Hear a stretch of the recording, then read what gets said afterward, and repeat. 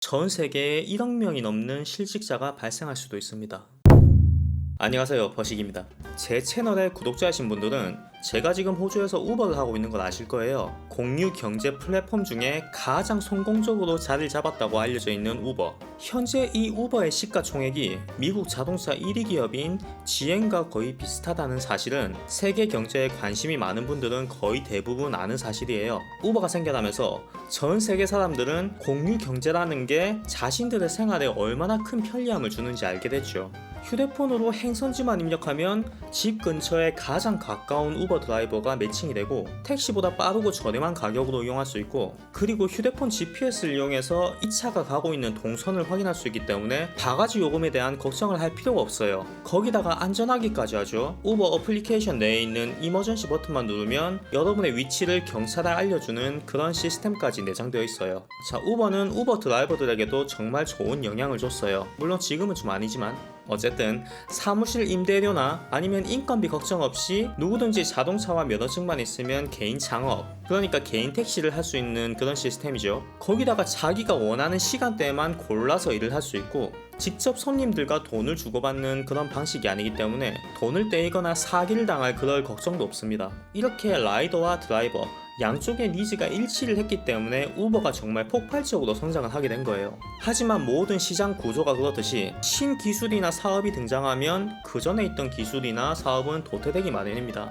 우버가 전 세계에 진출하면서 각 나라에 있는 택시 업계는 어마어마한 타격을 받게 됩니다. 기존 택시보다 절반가량 저렴한 가격으로 서비스가 제공이 되기 때문에 택시를 이용하던 대부분의 사람들이 택시에서 우버로 갈아타게 됐고, 그럼으로 인해서 택시 드라이버의 매출은 폭락을 하게 돼요. 2018년 한 해 동안 미국 뉴욕에서 생활고를 비관해서 자살한 택시기사만 총 4명이고, 그 외에 전 세계적으로 생활고에 시달리고 있는 택시기사들은 점점 늘고 있는 실정입니다. 그리고 택시기사들의 재산 1호라고 할 수 있는 택시 드라이버 라이센스, 우버가 생겨나기 전에는 호주도 마찬가지고 미국도 택시 라이센스 이것만 있으면 평생 먹고 사는데 지장이 없다, 뭐 이런 인식이 있었어요. 특히나 호주 택시 드라이버의 경우에는 주 수익이 평균 2,000불 정도가 될 정도로 그렇게 택시 드라이버는 소득이 매우 높은 직종 중에 하나였어요. 그래서 택시 라이센스 가격도 과거에는 엄청나게 비쌌어요. 우버가 등장하기 전에 미국의 택시 라이센스 가격은 105만 달러, 한국 돈으로 약 11억 원 정도의 가치가 있었는데, 우버가 등장한 이후에는 이 가격이 폭락을 하게 되면서 2018년 기준에는 10만 5천 달러, 한국 돈으로 약 1억 9천만 원 정도로 폭락을 한 상태입니다.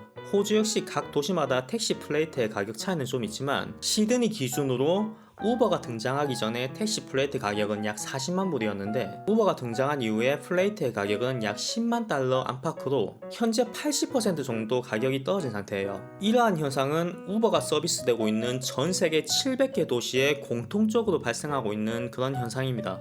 그러니까 한국 택시 기사들이 분신 자살까지 하면서 이 자동차 쉐어링 사업을 반대하는 그런 이유를 알 수 있겠죠. 그렇게 우버는 수많은 택시 업체를 망하게 했고, 그 후에 시작한 서비스는 바로 우버 이츠 그리고 우버 플레이츠입니다. 우버 플레이트는 화물 운송 서비스예요. 사람을 실어다주는 택시 서비스에서 음식 그리고 화물까지 운송해주는 그런 서비스까지 확대를 한 거예요. 당연히 이 서비스 비용에 대한 가격은 기존 가격의 절반 정도 가격입니다. 미국이나 호주같이 땅덩이가 넓은 나라에서는 대형 화물 운송을 주업으로 하는 그런 트럭 드라이버로 일하는 이민자들이 상당히 많은 편이에요. 그런데 그런 직종에까지 현재 우버가 손을 뻗치고 있는 그런 실정인 거예요. 만약 우버가 여기서 그치게 된다면 솔직히 큰 문제는 없어요. 왜냐하면 기존 택시 드라이버들이 힘들면 택시 플레이트를 매각하고 우버 드라이버가 되면 되고, 트럭 드라이버는 기존의 일을 하면서 우버 플레이트를 같이 하면 되니까요. 하지만 우버가 바라보고 있는 시장은 지금 이 시장이 아니라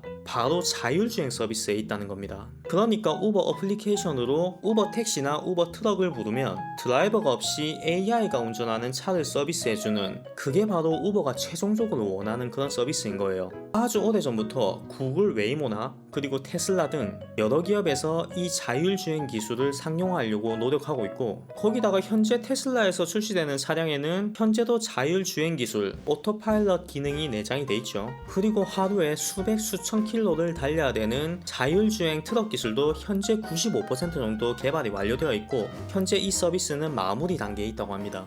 그러면 언젠가는 이 자율주행 기술이 상용화가 될 거고 대부분의 첨단 기술이 생활 전반에 적용이 되려면 거기에 대한 인프라가 구성되는데 몇 년이 걸리기 때문에 실제로 국민들이 체감하는 거는 상용화되고 몇 년 뒤의 이야기예요. 하지만 자율주행 차량의 경우에는 다릅니다. 우버, 리프트, 뭐 이런 카쉐어링 플랫폼이 이미 전 세계에 자리를 잡고 있기 때문에 자율주행 서비스가 상용화되면 그 기술을 업체에서 바로 적용할 수 있는 인프라가 모두 구축이 되어 있다는 소리예요. 현재 우버 드라이버로 일하고 있는 사람은 미국 내에서만 150만 명이라고 합니다. 전 세계에 있는 우버를 포함한 모든 카쉐어링 회사의 드라이버를 포함하면 그 수는 어림잡아도 수천만 명이 넘겠죠. 그러니까 자율주행 서비스가 상용화되면서 이 기술을 앞다퉈서 이렇게 서비스를 하게 된다면 전 세계에 있는 수천만 명의 드라이버들은 정말 빠른 시간 내에 실직하게 되겠죠. 그러니까 우버는 자기 자신들이 이만큼 성장할 수 있게 만들어진 우버 드라이버들을 본인 스스로 매장시켜버리는 그런 서비스를 지금 준비하고 있다는 이야기입니다. 그리고 우버 드라이버만 실직하는 게 아닙니다. 자동차 렌터카 업계 또한 여기에 대한 엄청난 타격을 입게 될 거고 기존에 남아있던 택시 드라이버, 음식 딜리버리 아르바이트, 퀵 서비스, 대리운전 기사, 그리고 대형 트럭 운전수, 이 모든 사람들이 생계에 타격을 입게 될 거고 그 어마어마한 변화를 우버라는 플랫폼이 먼 미래에서 근 미래로 땡겨올 수 있다는 거죠. 제가 이전에도 말씀드렸다시피 세계 시장은 정말 빠르게 변하고 있습니다. 국가의 정책이 기술의 발달을 따라가지 못할 정도로 그렇게 빠르게 발전하고 있기 때문에 현 세대에 살고 있는 사람이 이 흐름을 놓치게 되면 그 사람은 도태되고 맙니다. 현재 우리가 일하고 있는 직종이 5년 뒤에는 세상에 존재하지 않는 직종이 될 수도 있는 그런 시대에 살고 있다는 부분, 그 부분을 꼭 명심하셔야 됩니다. 항상 세계의 변화에 주시하고 거기에 맞게 자신의 미래를 개척해 나가시길 바라겠습니다.